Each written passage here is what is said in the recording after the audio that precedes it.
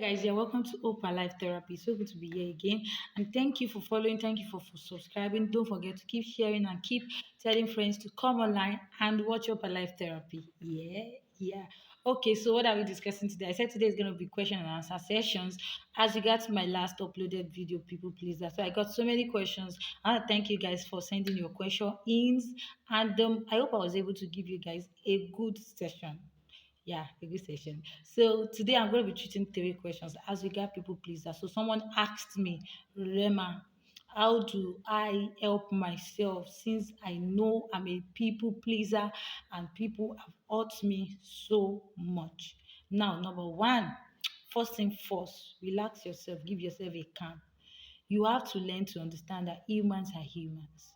Like, I know I've hurt some people, probably not intentionally, and some people have hurt me in return, probably intentionally, but it doesn't change the fact that we are all human. They are humans. A lot of things are meant to happen to us in life, and we are meant to also overcome them. One of the major problems you have with people that makes people keep hurting you is lower your expectations as regards people, your expectations. Probably because someone is close to you, or because you are attached to someone, or because you owe someone to high esteem. At times, you tend to have a high expectation for people. Now, I'm not saying that you shouldn't respect people for who they are. I'm not saying you shouldn't honor people for who you are. But when you have too much expectations for people, your expectations will always be cut short. Now, when somebody hurt you the first time, it's a mistake. When they hurt you the second time, probably a mistake. But the third time is never a mistake. You allowed it because by that time you should have guard your heart and have a kind of picture or imagination of who that person is. And you should have been able to build a kind of boundaries to know how to actually deal with the person and the kind of discussions to have with the person. It doesn't mean you don't love the person. It doesn't mean you cannot accept the person back in your life.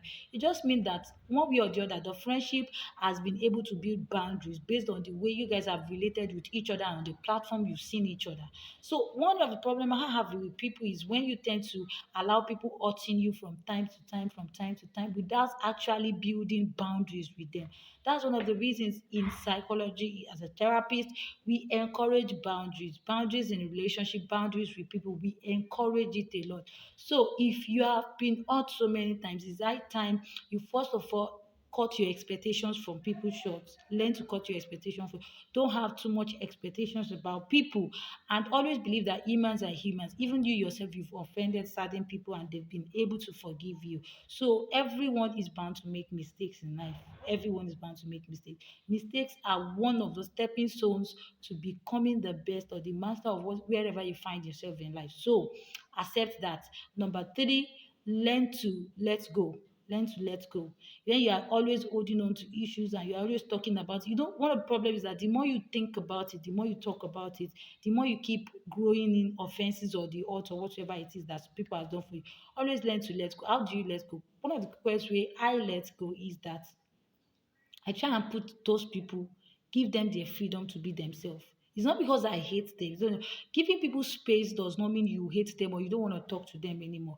It's just a sign that you are trying to heal and you don't really want to end up holding grudge or bitterness towards them. So you have to learn to be that kind of person where you give people space and allow people to give you space too. Don't be too possessive. Don't be too, how do I put it?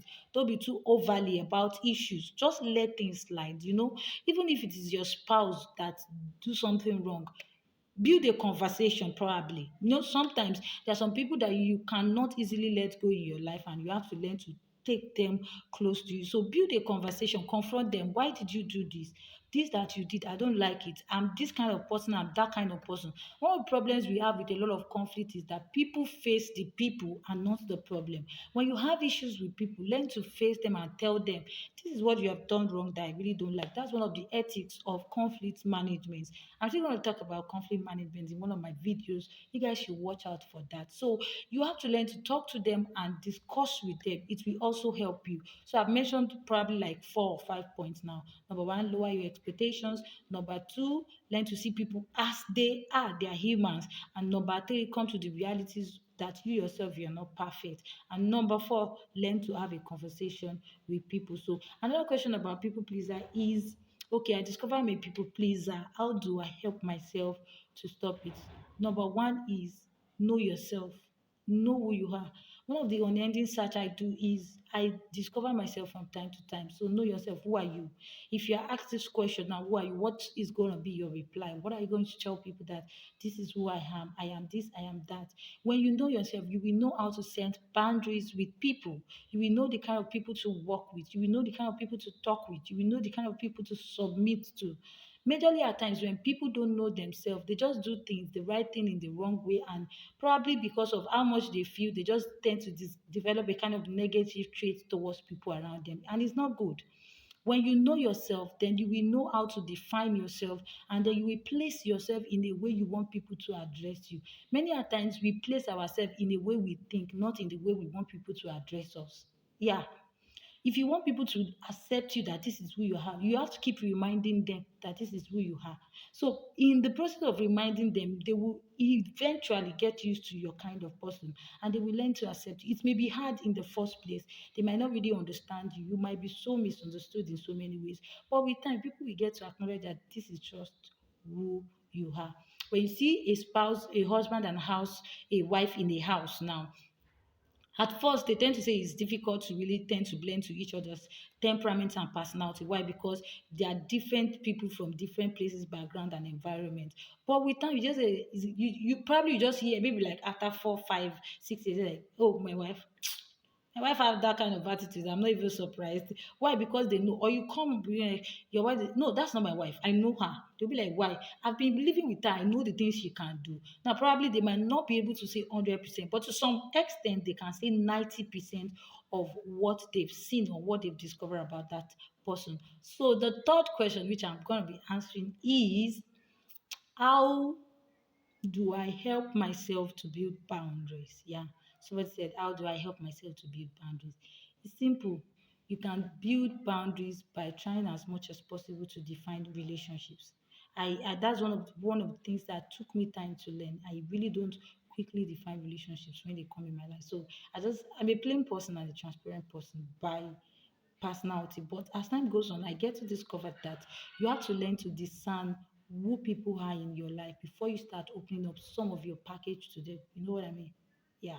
So you have to learn to discern who people are in your life, know their place, know what they've come to do, and don't be too attached to people that you keep doing things to please them always. You can never please humanity. Let me say it again.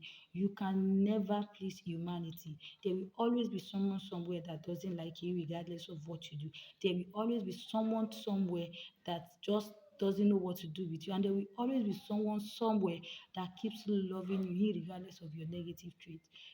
Yoruba people will always permit me to use a Yoruba adage that you cannot be too worse that it will not be someone left with you. You don't get it. Even Jesus came to earth. There were many people that never liked him. There were few people that liked him, and there were still few people amidst his own close friends that betrayed him. So his life is as simple as that. Until you come to the realities of these things, you just find yourself keep pleasing people, keep trying to beg and beg and beg and beg and beg, and at the end of the day, you are not getting the same amount of love in return. You have to first learn to love yourself. Teach yourself to love yourself. In the process of loving yourself, you tend to build boundaries, and you tend to just whatever you do to people, you do it for the sake of you loving yourself, not for the sake of you expecting them to love you or appreciate you in return. I hope I was able to give you a good answer. If you have any other options to what I just said, don't forget to drop it in our comment section. And also, don't forget to subscribe. Don't forget to keep dropping questions, and we are here to answer you. I love you guys. Thank you for following Opa Life Therapy. Bye bye.